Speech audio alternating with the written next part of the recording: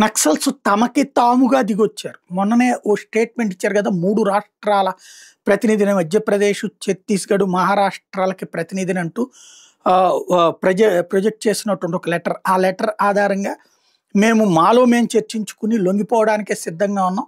ఒక 2 నెలల పాటు కూంబింగ్ జరపకుండా ఆగండి. ఫిబ్రవరి తర్వాతకి నిర్ణయాలు తీసుకుంటామని. బట్ అసలు కేంద్ర ప్రభుత్వం దాన్ని పట్టించుకోలేదు.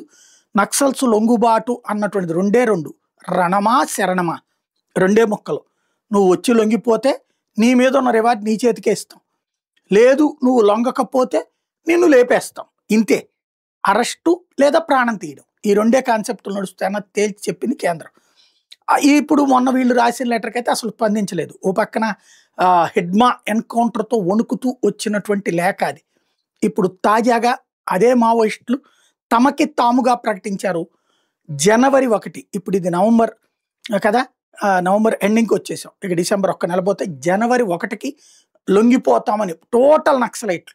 భారతదేశ చరిత్రలో ఒక అద్భుతమైనటువంటి అంతర్గత విజయం. ఎందుకంటే పాకిస్తాన్ మీద ఎన్నో సార్లు కొట్టాం. భారతదేశంలోని టెర్రరిజం, నక్సలిజం అంతం అసాధ్యం అనుకున్న దశ నుండి సుసాధ్యం అయ్యింది. మొత్తం నక్సలైట్లు లొంగిపోవడానికి సిద్ధపడుతూ ఉండటం అన్నటువంటిది కీలక అంశం.